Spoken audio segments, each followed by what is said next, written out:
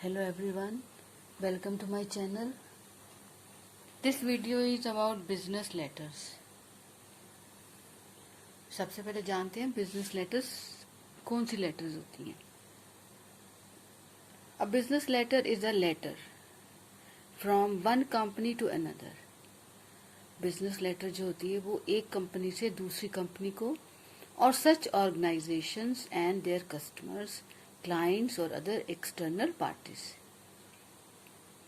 एक कंपनी से दूसरी कंपनी को लिखी जाती है, एक ऑर्गेनाइजेशन से दूसरी ऑर्गेनाइजेशन अपने कस्टमर्स को, अपने क्लाइंट्स को और कोई दूसरे जो एक्सटर्नल पार्टीज होती हैं उनको ये लेटर लिखी जाती है. Most common types of business letters. अब जो कॉमनली बिजनेस लेटर्स यूज होती हैं, सबसे पहले है cover letters. Cover letter is a 1 page document. एक पेज का डॉक्यूमेंट होता है that you submit as part of your job application. अब जब आप अपनी किसी जॉब के लिए अप्लाई करते हैं तो आप अपने सीवी के साथ जो कवरिंग लेटर लगाते हैं दैट इज कवर लेटर्स, जिसमें आप क्या करते हैं, इस purpose is to introduce you and briefly summarise your professional background. इसमें आप अपने बारे में बताते हैं और अपनी प्रोफेशनल बैकग्राउंड के बारे में बताते हैं. सो this is called cover letters. Next is letters of recommendations. Letters of recommendations का मतलब in other words is also known as a letter of reference.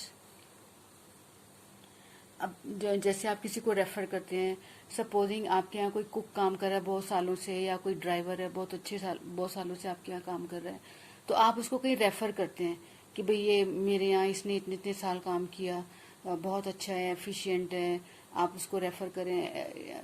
कोई कुक है, कोई ड्राइवर है, कोई कंप्यूटर इंजीनियर है, कोई एग्जीक्यूटिव है, any kind of person you are referring to, so is called a letter of reference.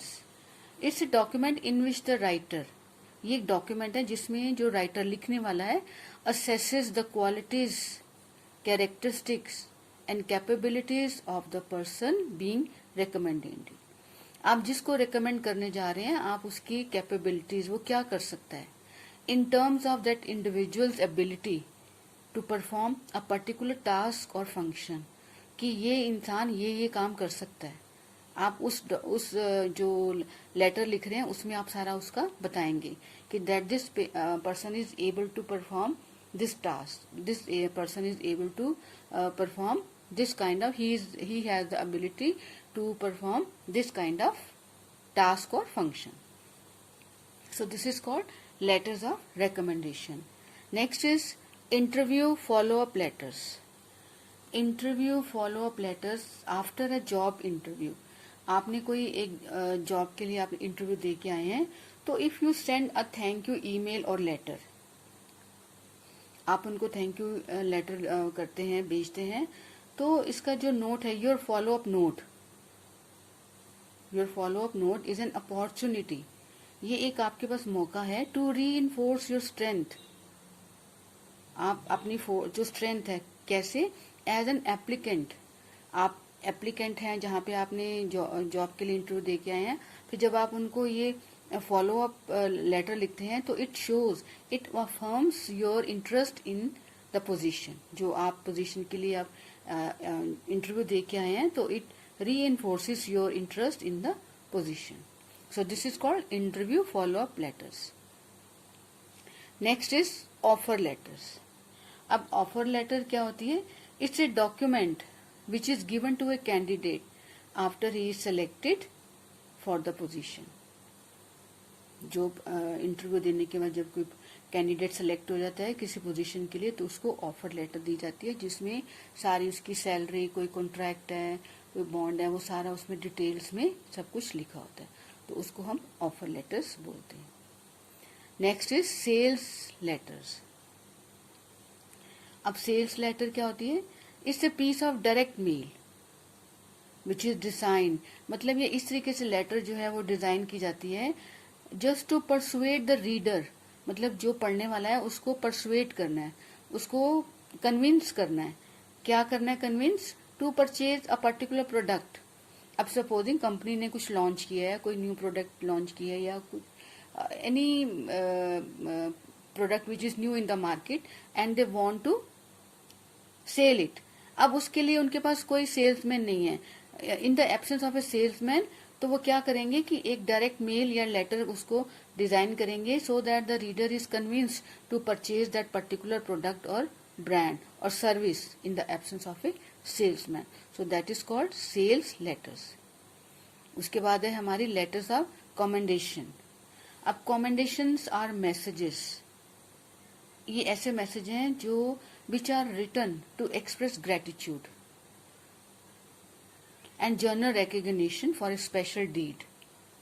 अब किसी ने आपके लिए कुछ अच्छा किया, कोई सोसाइटी ने, या एक सोसाइटी ने दूसरी सोसाइटी के लिए, या एक इंडिविजुअल ने दूसरे इंडिविजुअल के लिए कुछ ऐसा किया कि you feel very grateful and you want to express your gratitude, you want to acknowledge that you did this for me and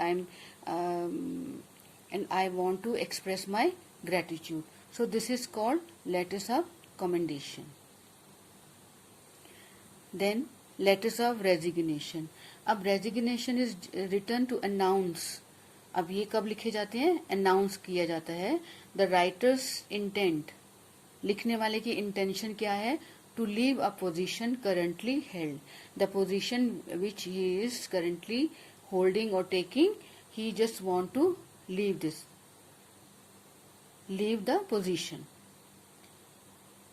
जो वो ऑफिस में employment like in the office for which post he is designated or employed, he wants to leave that position. So this is called letters of resignation. उसके बाद आती है हमारी thank you letters. Thank you letters are used when one person, एक इंसान या एक party wishes to express appreciation to another. कोई एक इंडिविजुअल, जैसे हमने पहले किया था ये लेटर्स ऑफ कमेंडेशन, तो थैंक यू लेटर्स भी may vary from one person to party. एक इंसान, वन इंडिविजुअल को लिख सकता है, या one group to another group, one society to another, on behalf of the society, on behalf of the group, on behalf of the family. तो इस तरीके से थैंक यू का जो है वो लेटर्स लिखी जाती हैं। Now while writing these business letters, what are the things we have to keep in mind, what is the format, क्या क्या हम इन बातों का ध्यान रखेंगे। सबसे पहले तो हमारा आता है सेंडर्स एड्रेस। सेंडर्स एड्रेस में उसके सारे डिटेल्स होंगे, contact information, name, job title, company's name, address, phone number, email, everything is included in sender's contact information. फिर फॉलोड बाय डेट आप लिखेंगे पहले जुलाई का महीना, अभी जुलाई चल रहा है तो जुलाई लिखेंगे, but what ever the month is, सबसे पहले महीना लिखते हैं, फिर डेट लिखते हैं, उसके बाद ईयर लिखते हैं। Followed by receiver's address. अब सिमिलरली जैसे आप अपने सारे कॉन्टैक्ट्स दे रहे हैं, तो रिसीवर का address it should be complete, उस नेम, डेजिग्नेशन, उसका title, company's name, everything. Followed by subject, आपका क्या सब्जेक्ट है, it should be apparent in the letter. Salutation, अब किसको लिखने जा रहे हैं, डियर सर, मैम, जो भी है वो लिखेंगे। और body of the letter, body of the letter, so this is the most important part of an official letter और बिजनेस लेटर। तो it always consist of 3 paragraphs. Body of the letter always consists of 3 paragraphs: introductory paragraph, main paragraph and concluding paragraph. Introductory paragraph में आप you will draw the attention why are you writing this letter, और second जो paragraph होगा main, उसमें आप उससे related जो issue होगा आपका you will explain briefly. And one thing should be clear in mind that when we write business letter, our language should be very formal and to the point, precise. आपने जो आपका issue है बिल्कुल आपको precise और to the point लिखेंगे, and you will follow certain formality. अब third paragraph में आप कंक्लूड करेंगे। Concluding will also be in 1 or 2 line, not more than that, and expressing what you want to do, what you want them to do, what you want them to, what kind of suggestion or what kind of response do you expect from them. So this will be included in your जो आपका concluding paragraph है उसमें होगा. Followed by complimentary clause. Complimentary clause, yours sincerely, yours faithfully, ये होता है हमारा complimentary clause. Followed by signature. Signature करेंगे, उसके बाद आपका नाम जो है वो उसमें लिखा होता है. So this is all about this video. Please like and subscribe my channel.